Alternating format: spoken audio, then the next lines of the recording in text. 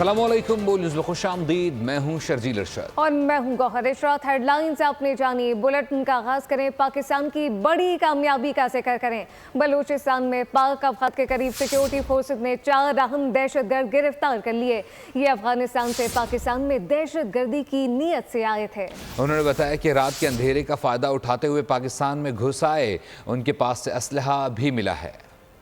अफगानिस्तान से दरअंदाजी के मजीद सबूत सामने आ गए। पाकिस्तान में दहशतगर्दी के इरादे से घुसने वाले 4 दहशतगर्द पकड़े गए। सिक्योरिटी फोर्सेज ने बलूचिस्तान में पाक अफगान सरहद पर टोबा काकड़ी के मकाम पर कामयाब ऑपरेशन किया। गिरफ्तार दहशतगर्दों ने एतराफ़ किया कि वो दहशतगर्दी करने आए थे। इनके पास से 2 बंदूकें, 2 क्लाशिनकोफ, 1 ग्रेनेड और दीगर असलहा बरामद हुआ। दिफाई माहिरीन ने कहा है कि पाकिस्तान में दहशतगर्दी की लहर में इजाफे की बुनियादी वजह अफगानिस्तान की सरजमीन पर पनपती दहशतगर्द तंजीमें हैं। अफगानिस्तान दहशतगर्दों की आमाजगाह बन चुका है, जिस पर बैनुल अक़वामी सतह पर फौरी कार्रवाई वक्त की अहम ज़रूरत है। दाइश के दहशतगर्द शरीफुल्लाह को वर्जीनिया की अदालत में पेश कर दिया गया, जहां उसने एतराफ़ कर लिया है कि वो 2021 में काबुल पोर्ट पर खुदकुश धमाके में बराह रास्त मुलव्वस था। पाकिस्तान के ताबन से गिरफ्तार दहशतगर्द शरीफुल्लाह को अमेरिका की अदालत में पेश कर दिया गया। वह जेल के नीले कपड़े और मास्क पहना हुआ था। शरीफुल्लाह को एक मकामी वकील और मुतरजिम फराहम किया गया। उसने एतराफ़ किया कि वो 2021 के काबुल बम धमाके में मुलव्वस था। वो एयरपोर्ट के रूट की निगरानी कर रहा था कि जहां खुदकुश बमबार ने धमाका किया था। यह वो वक्त था जब तालिबान ने काबुल का कंट्रोल संभाल लिया था और लोग अफगानिस्तान से फरार हो रहे थे। एबी गेट पर होने वाले धमाके में कम से कम 170 अफगान और 13 अमरीकी फौजी हलाक हुए थे। शरीफुल्लाह की अगली पेशी पीर को होगी, जब तक वो हिरासत में रहेगा। पाकिस्तान ने शरीफुल्लाह को गिरफ्तार करके अमेरिका के हवाले किया था, जिस पर गुज़िश्ता रोज अमेरिकी सदर ट्रम्प ने पाकिस्तान का शुक्रिया अदा किया था। अमरीकी सदर डोनाल्ड ट्रंप की पाकिस्तान की इंसदाद दहशतगर्दी की कोशिशों की तारीफ। अमरीका की सलामती अमूर की मुशीर की वज़ीर ख़ारजा इसहाक़ डार को कॉल मौसूल हुई, जिसमें पाकिस्तान और अमरीका के दरमियान तिजारत, सरमायाकारी, माहौलियाती तब्दीली और सेहत पर मज़ीद बातचीत पर इत्तफ़ाक़ किया गया। तर्जुमान दफ्तर ख़ारजा ने हफ्तावार ब्रीफिंग में कहा कि इसहाक़ डार ने सदर ट्रंप की जानिब से अफगानिस्तान में छोड़े गए अमरीकी फ़ौजी साजो सामान को वापस लेने के ऐलान को सराहा। वज़ीर ख़ारजा इसहाक़ डार को UAE के हम मनसब की भी कॉल मौसूल हुई। पाकिस्तानी अवाम को रमज़ान की मुबारकबाद दी गई।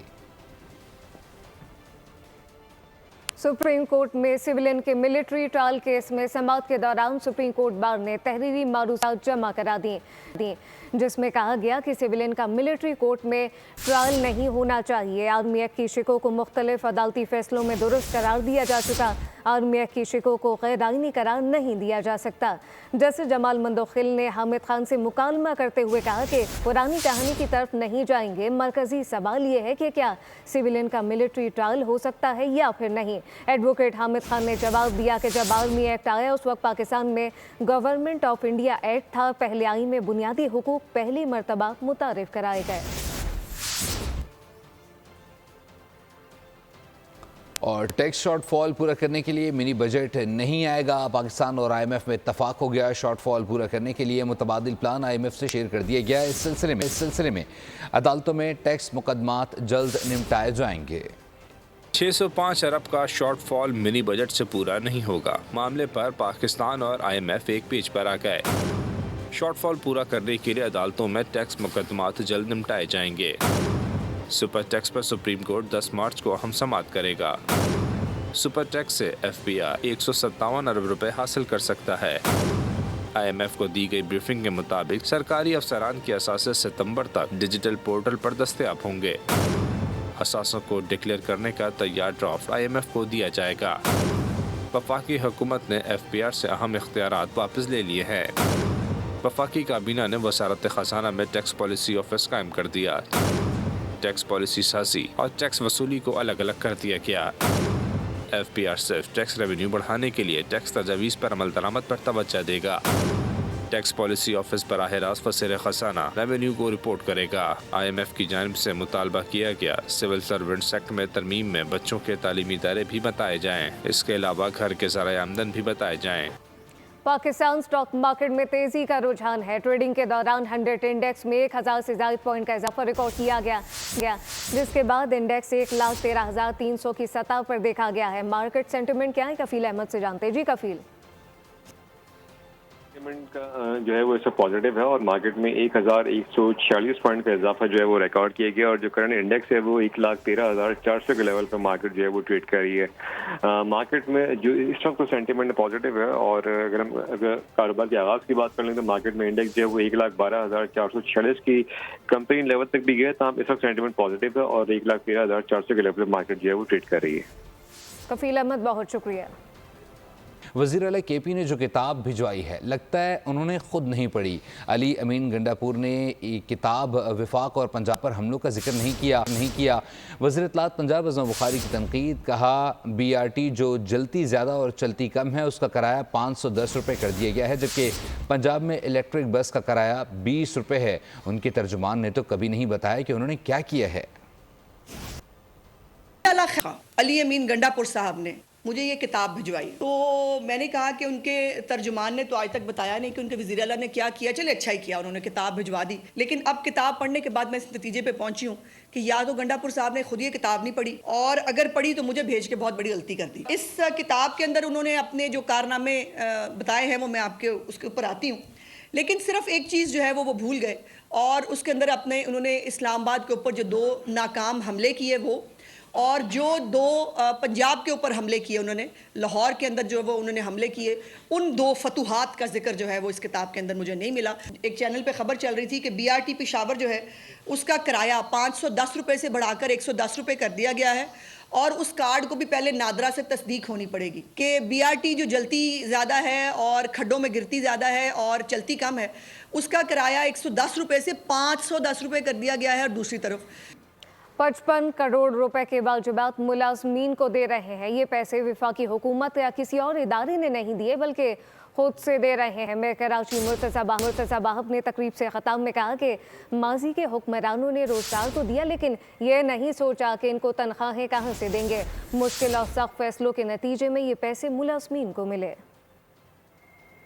कम्यूटेशन की लाइबिलिटीज़ जो हैं वो एक बहुत बड़ा चैलेंज KMC की इंतज़ामिया के लिए माजी में रहा है। हमने हमेशा कोशिश की कि जो भी वसाइल हैं उन वसाइल को नेक नियती के साथ इस्तेमाल करें ताकि कराची की आवाम का भी भला कर सके, आवाम की खिदमत भी कर सकें और उसके साथ साथ वो लोग जो कि कराची की आवाम की बल्दिया उज़्मा कराची की ज़रिए खिदमत करते हैं, उनके मसाइल हल करते हैं, उनको भी हम लुक आफ्टर कर सकें। जहां मुझे खुशी होती है कि 550 पेंशनर्स को बल्कि तकरीबन 600 पेंशनर्स की वाजिबात को बल्दिया उज़्मा कराची पे करने जा रही है, जिसका कुल अमाउंट तकरीबन कोई 55 करोड़ रुपए है।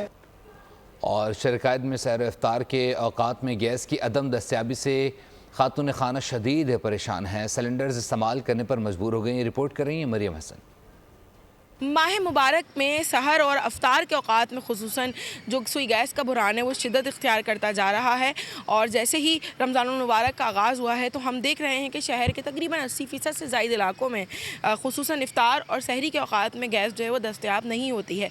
यही वजह है कि जो शहरी हैं वो सिलेंडर्स पर खाना पकाने पर मजबूर हैं और जिनके पास सिलेंडर्स भी दस्तयाब नहीं हैं तो वो बाहर से खाना ख़रीद कर जो है खाने पर मजबूर हो चुके हैं। इस वक्त हमारे पास खातून मौजूद हैं, हम उनसे बात करते हैं। गैस के तो वही टाइम है, जैसे सुबह आ जाती है 3 बजे और 10 बजे तक, लेकिन होती ही नहीं है ना। सिरे से गैस है ही नहीं हमारे इलाके में। जमशेद रोड बिहार कॉलोनी में बिल्कुल गैस है ही नहीं कहीं भी।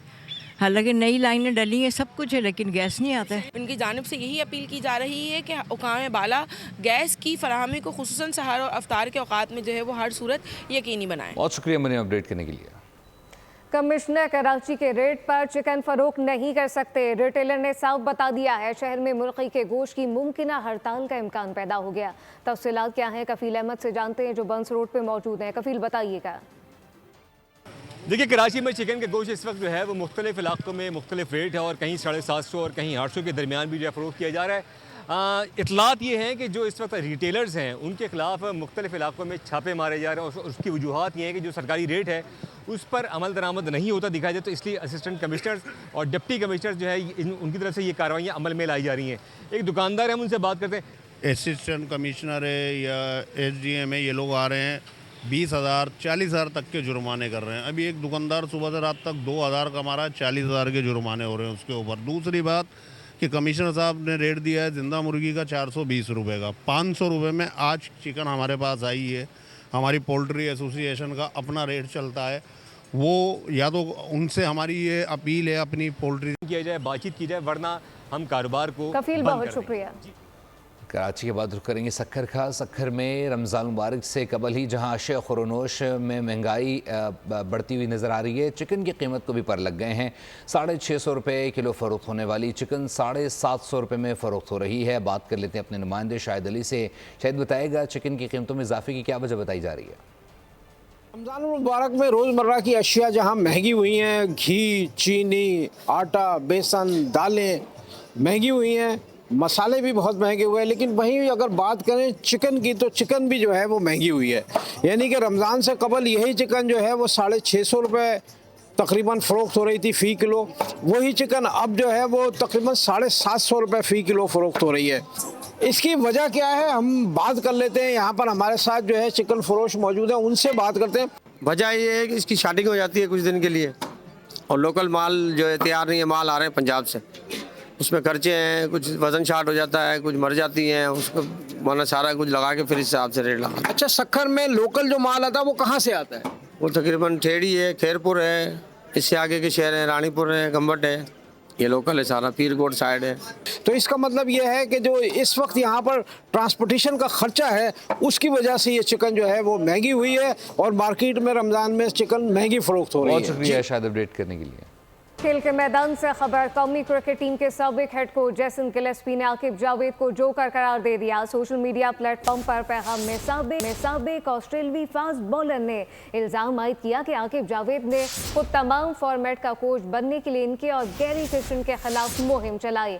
मुसलसल तब्दीलियों पर आकिब जावेद की बात करना एक मजाक है। जैसन गिलेस्पी को गुज़िश्ता साल अप्रैल में रेड बॉल टीम का हेड कोच बनाया गया था, ताहम उन्होंने 8 माह बाद ही इस्तीफा दे दिया था।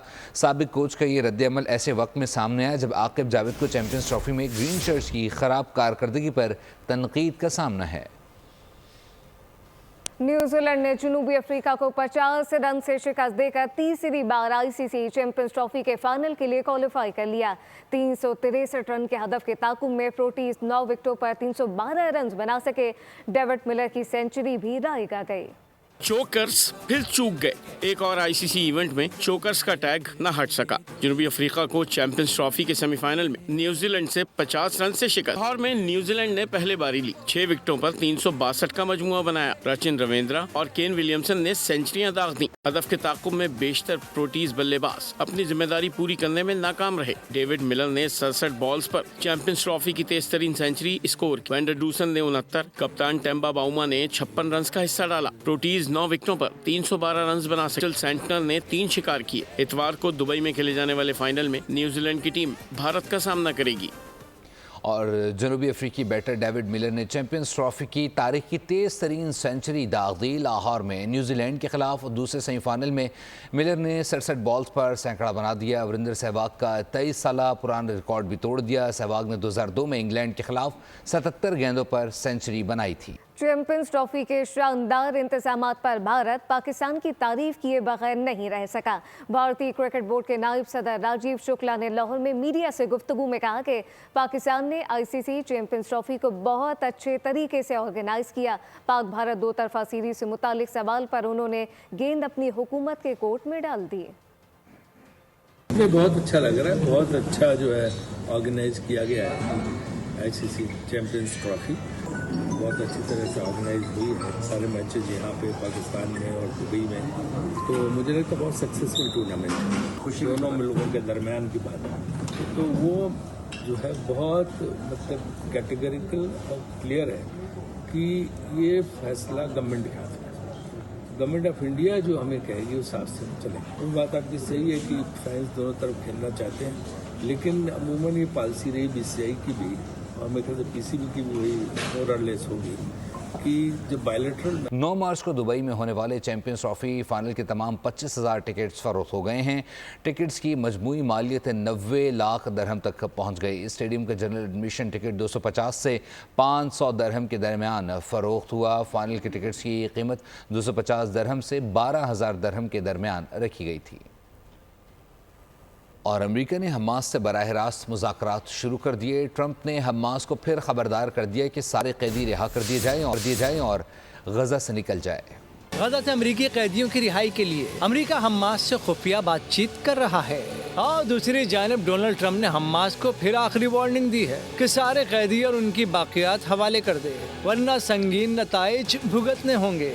अमेरिकी कैदियों के उमूर देखने वाले मंदूब एडम बोहिलर की दोहा में हमास अरकान से बराह रास्त मुलाकात हुई है। हमास ने ट्रंप की धमकी पर कोई तबसरा नहीं किया। दूसरी जानिब इसराइली नाकाबंदी के बायस गजा में खुराक की कमी शिद्दत इख्तियार कर रही है। वर्ल्ड फूड प्रोग्राम ने कहा है कि उसका स्टॉक 2 हफ्तों में खत्म हो सकता है। अमेरिका से दरबदर भारतीय शहरी परेशान और मोदी को कोई सरोकार नहीं। बेदखल भारतीयों को बेआरो मददगार छोड़ दिया गया। पनामा और कोस्टारिका में भारतीय तारकीन इंतहाई नामसाइब हालात का शिकार है। मोदी हुकूमत से ट्रंप की खुशनुदी में मसरूफ दिखाई देने लगी। भारतीय शहरियों की अमेरिका से बेदखली, मोदी ने भी मुंह मोड़ लिया। कमजोर सफारतकारी ने गैर कानूनी तारकीन वतन को कहीं का न छोड़ा। मोदी के दौरे अमेरिका में तिजारत से लेकर दिफा तक अमेरिकी हुक्काम से सारी बातें हुई, मगर भारतीय शहरियों की अमेरिका बदरी का जिक्र तक न हुआ। फरवरी से अब तक भारत के 332 शहरियों को गैर कानूनी तौर पर मुल्क बदर किया गया। भारतीय शहरियों को 3 फौजी परवाजों से कोस्टारिका और पनामा पहुँचा दिया गया, जहाँ वो इंतहाई नामसाइद हालात में रह रहे हैं। उधर अमेरिका से आने वाली परवाजों को अमृतसर उतारा जा रहा है, जिस पर मशरकी पंजाब की हुकूमत बिल्कुल खुश नहीं। वजीर आला भगवंत सिंह मान कहते हैं, इस इक़दाम से ऐसा तासुर मिल रहा है जैसे सारे गैर कानूनी तारकीन का ताल्लुक पंजाब से है, जो बदनामी का बाइस बन रहा है। अमृतसर एक मुकद्दस शहर है, इसको जलावतनों का मरकज बनाया जा रहा है। पाक बहरी के जहाज़ असलत की बैरून मुल्क तैनाती के दौरान इंडोनेशिया में कसीरुल कौमी बहरी मशक़ कोमोडो में शिरकत। इस मशक़ में 38 ममालिक की बहरी अफवाज ने शिरकत की। मशक़ का फ्लीट रिव्यू से हुआ, जहाँ PNS असलत ने दीगर जंगी जहाज़ों के साथ बाहमी ताउन का और बहरी सलाहियतों का मुजाहरा किया। PNS असलत ने कोलंबो श्रीलंका का भी दौरा किया। स्टूडियो से फिलवक्त के लिए इतना है। मज़ीद खबरों और अपडेट्स के लिए विजिट कीजिए हमारी वेबसाइट bolnews.com। आप देखते रहिए बोल न्यूज़।